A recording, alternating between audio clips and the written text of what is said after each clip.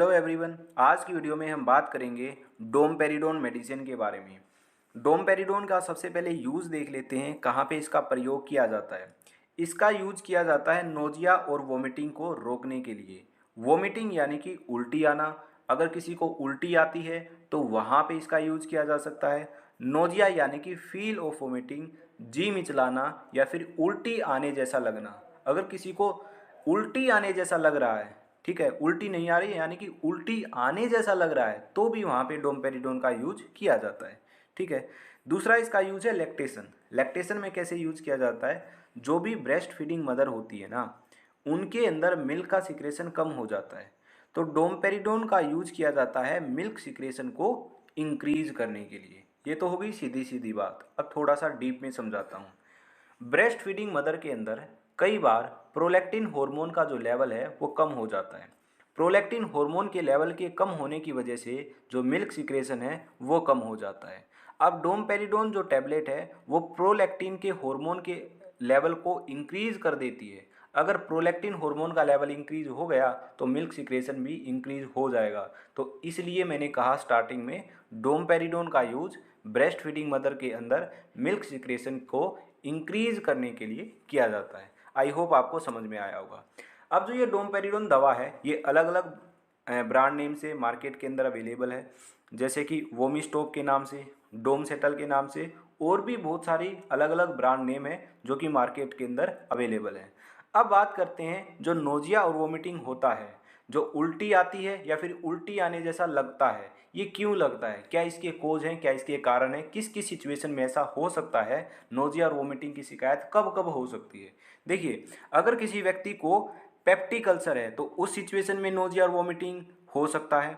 अगर किसी की सर्जरी हुई है ना, सर्जरी के बाद नोजिया और वोमिटिंग की शिकायत हो सकती है। तो पोस्ट ऑपरेटिव क्या है, ऑपरेशन यानी कि सर्जरी के बाद नोजिया और वोमिटिंग की शिकायत रह सकती है। अब होता क्या है, सर्जरी से पहले एनेस्थीसिया दिया जाता है और उसी एनेस्थीसिया की वजह से सर्जरी करने के बाद क्या है, नोजिया और वोमिटिंग की शिकायत रहती है।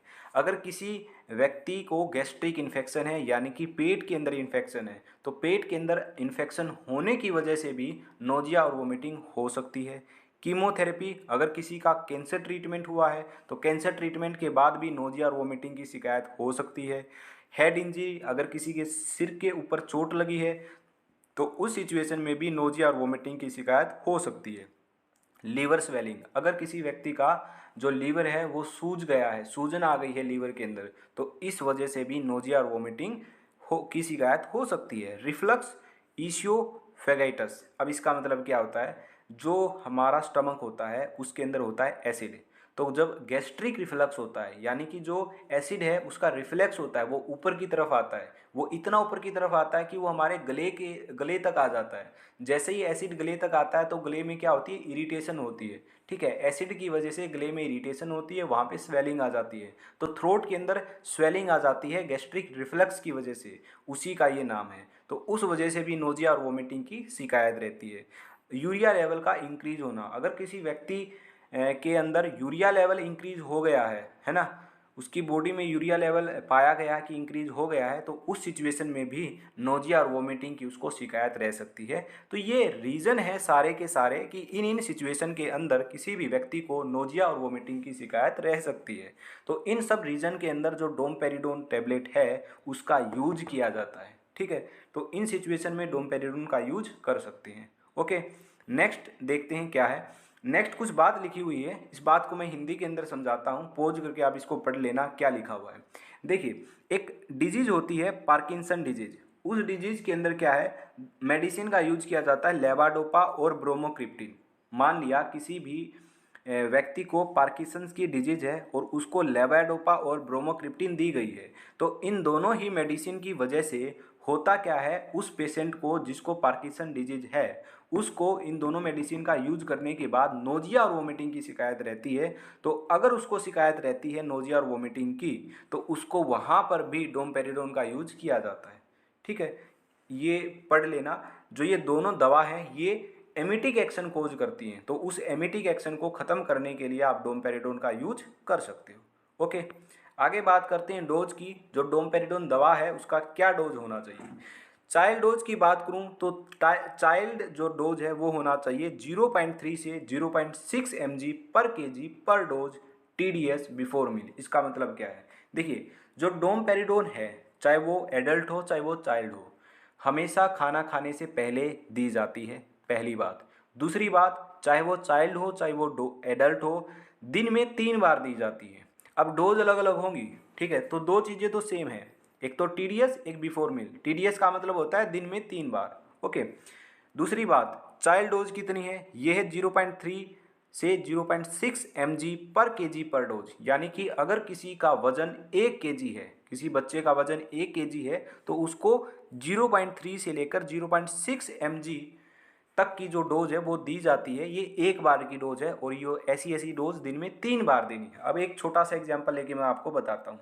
मान लिया किसी बच्चे का वजन 10 kg है, ठीक है, तो उसको कितना डोज दोगे, तो उसको हम डोज देंगे 0.3 से mg पर केजी, इतना mg पर केजी। अगर 10 kg वजन है तो 0.3 इंटू में 10 करोगे तो कितना आएगा, 3। और वैसे ही 0.6 को मल्टीप्लाई करोगे, यानी कि 3 से 6 mg डोज देनी है। ये पहली डोज है। ऐसी ही डोज 3 से 6 mg, यानी कि 3 से 6 mg बीच में लगा लो, 4 mg लगा लो, ठीक है। हम 3 से 6 की जगह टोटल 4 mg करते हैं। अगर किसी बच्चे का वजन 10 kg है तो उसको हम 4 mg डोमपेरिडोन देंगे और दिन में 3 बार देंगे और खाना खाने से पहले देंगे, ठीक है। एक बार सुबह देंगे, एक बार दोपहर, एक बार शाम को देंगे, ठीक है। ऐसी करके दिन में 3 बार देनी है। और एडल्ट डोज की बात करूँ तो 10 से 40 mg होती है ये, ओके। 12 साल से नीचे चाइल्ड डोज को इंक्लूड करना है। अगर किसी की उम्र 12 साल से ऊपर है तो वहाँ पे एडल्ट डोज दी जाती है, 10 से 40 mg तक के बीच में दी जाती है। TDS यानी कि दिन में 3 बार खाना खाने से पहले, ठीक है। तो ये डोज होती है चाइल्ड डोज और एडल्ट डोज, ठीक है। मान लिया किसी व्यक्ति को उल्टी आ रही है, उसको आपने डोमपेरिडोन दे दिया, ठीक है, डोज के अकॉर्डिंग डोमपेरिडोन दे दिया आपने। अगर उसकी उल्टी फर्स्ट डोज के अंदर रुक जाती है तो सेकंड डोज देने की ज़रूरत नहीं है। अगर फिर भी उल्टी नहीं रुकती हैं तो 6 से 7 घंटे के बाद उसको सेकंड डोज दी जा सकती है और दिन में 3 बार रिपीट की जा सकती है अगर उसकी उल्टी नहीं रुकती है। और ज़्यादा अगर उल्टी आती हैं तो वहाँ फिर आपको डॉक्टर से मिलने की ज़रूरत है, ठीक है। ज़्यादा उल्टी आने की वजह से क्या हो सकता है, बॉडी के अंदर जो इलेक्ट्रोलाइट है वो इम्बैलेंस हो सकते हैं, डिहाइड्रेशन हो सकता है। तो ज़्यादा क्रिटिकल सिचुएशन अगर आती है तो वहाँ पे DNS भी दिया जाता है, ठीक है, ओके। तो आपको ध्यान रखना है, अगर ज़्यादा उल्टी है तो वहाँ पे आपको डिहाइड्रेशन होने के चांसेस भी ज़्यादा होते हैं, तो वहाँ वहाँ पे आपको जल्द से जल्द डॉक्टर से मिलने की ज़रूरत होती है, ठीक है। तो ये डोज मैंने आपको बता दी है, चाइल्ड डोज और एडल्ट डोज, ठीक है। प्रिकॉशन क्या है, क्या क्या सावधानियाँ रखनी चाहिए, देखिए अगर किसी व्यक्ति को नोजिया या वोमिटिंग आ रही है ना, और उस व्यक्ति की बॉडी के अंदर हाइपोकैलेमिया है, यानी कि लो पोटासियम सोल्ट, जो पोटासियम का लेवल है वो कम है। हाइपोकैलेमिया का मतलब यही होता है कि पोटासियम का जो लेवल है वो कम है, लो है, तो उस सिचुएशन में डोमपेरिडोन नहीं दी जानी चाहिए। ये प्रिकॉशन हमको रखनी है। अगर किसी व्यक्ति को किडनी डिजीज है, किडनी से रिलेटेड कोई डिजीज है, वहाँ भी उसको नहीं देनी है। हार्ट डिजीज है, वहाँ भी उसको नहीं देनी है। तो डॉक्टर डिसाइड करता है कि उसको देनी है या नहीं देनी है, ठीक है। तो आपको ये प्रिकॉशन लेनी है, नहीं देनी है आपको, तो डॉक्टर अपने हिसाब से डिसाइड करेगा सारी कंडीशंस को ऑब्जर्व करके कि उसको इस कंडीशन के अंदर भी ये मेडिसिन देनी है या फिर अलग मेडिसिन देनी है, ओके। तो ये कुछ प्रिकॉशंस हैं जो मैंने आपको बताई हैं। आगे बात करते हैं एडवर्स इफेक्ट, क्या इसके एडवर्स इफेक्ट हो सकते हैं। देखिए ये जो एडवर्स इफेक्ट है ये ज़रूरी नहीं है कि सबको हो सकते हैं, ठीक है। तो ये किसी को भी हो सकते हैं। अगर कोई व्यक्ति डोमपेरिडोन के मॉलिक्यूल से सेंसिटिव है तो उसी को ये हो सकते हैं, ठीक है। जैसे ड्राई माउथ हो सकता है, लूज मोशंस हो सकते हैं, हेडेक सिर में दर्द हो सकता है, कॉन्स्टिपेशन कब्ज रह सकती है, ड्राउजीनेस चक्कर आ सकते हैं, रेसिज स्किन पे लाल लाल से दाने हो सकते हैं, रेसिज हो सकते हैं, डायरिया, लूज मोशन डायरिया एक ही बात है, ठीक है। हाइपर प्रोलैक्टीमिया ये हो सकता है, कार्डिक एरिथमिया हो सकता है। तो कार्डिक एरिथमिया, ये दो टर्म मैं आपको समझाता हूँ ये क्या है। देखिएगा यहाँ पे क्या लिखा हुआ है, बड़े ध्यान से देखना, हाइपर प्रोलैक्टीमिया, ठीक है। हाइपर का मतलब होता है ज़्यादा और प्रोलैक्टीमिया का मतलब होता है जो प्रोलैक्टिन हार्मोन होता है उसका लेवल बढ़ जाना, ठीक है। अगर ये सिचुएशन रहती है तो ये सिचुएशन सबसे ख़राब सिचुएशन है। अभी सिचुएशन के अंदर क्या होता है, प्रोलैक्टिन जो हार्मोन होता है उसका लेवल बढ़ जाता है, तो उसका लेवल बढ़ने की वजह से बहुत ज़्यादा कॉम्प्लिकेशन हो सकती है। ठीक है, अगर हाइपर प्रोलैक्टीमिया हो जाए, प्रोलैक्टिन हार्मोन का लेवल बढ़ जाए, तो वहाँ पे ज़्यादा कॉम्प्लिकेशन होगी। फॉर एग्जांपल क्या हो सकता है कि मेल के अंदर बात करूँ तो इरेक्टाइल डिसफंक्शन तक हो सकता है। ठीक है, अगर प्रोलैक्टिन हार्मोन का ज़्यादा जो लेवल है वो बढ़ जाए। अगर मैं फीमेल्स की बात करूँ तो वहाँ पे मेंस्ट्रुअल साइकिल जो है वो डिस्टर्ब हो सकता है, वहाँ पे कुछ कॉम्प्लिकेशन आ सकती है। ठीक है, तो बहुत ज़्यादा कॉम्प्लिकेशन हो सकती है। और नेक्स्ट है कार्डिक एर्दीमिया। कार्डिक एर्दीमिया का मतलब होता है इरेगुलर हार्ट बीट। ये कब होता है, ये होता है आईवी इन्फ्यूजन, अगर किसी को डोमपेरिडोन का आईवी इन्फ्यूजन दिया जाता है, रैपिड आईवी इन्फ्यूजन दिया जाता है, तो वहाँ पे कार्डिक एर्दीमिया होने के चांसेस होते हैं। यानी कि जो पेशेंट है जिसको आईवी इन्फ्यूजन रैपिड दिया गया है उसके इरेगुलर हार्ट बीट हो जाने के चांसेस होते हैं। तो ये कुछ एडवर्स इफेक्ट हैं जो मैंने आपको बताए हैं। तो ज़रूरी नहीं है कि किसी के अंदर हो किसी के अंदर ना हो। ठीक है, तो हो ही सकते हैं, ऐसा ज़रूरी नहीं है। अगर कोई व्यक्ति डोमपेरिडोन के मॉलिक्यूल से सेंसिटिव होगा तो उसको इनमें से कोई भी हो सकता है एडवर्स इफेक्ट। अगर कोई भी एडवर्स इफेक्ट डोमपेरिडोन लेने के बाद आपको देखने को मिलता है इनमें से, तो तुरंत ही डोमपेरिडोन जो है दवा है उसका सेवन आपको बंद कर देना है। ठीक है, वो नहीं लेनी है और डॉक्टर से फिर आपको कंसल्ट करना है। तो ये थे कुछ एडवर्स इफेक्ट। तो ये थी आज की हमारी डोमपेरिडोन के ऊपर वीडियो। तो कैसी लगी वो आपको कमेंट के अंदर बतानी है। एक और बात, फार्माडाइस यानी कि हमारे चैनल पे क्या हो चुका है, ये जो सुपर थैंक्स नाम से एक ऑप्शन होता है ये एक्टिवेट हो चुका है।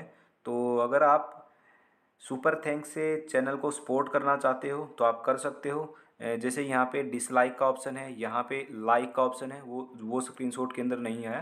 तो जो ये ऑप्शन होते हैं ना, लाइक का डिसलाइक का, तो यहीं पे आपको ऑप्शन मिलेगा। थोड़ा सा आप स्वाइप करिएगा इस साइड, आपको ये ऑप्शन मिलेगा सुपर थैंक्स का।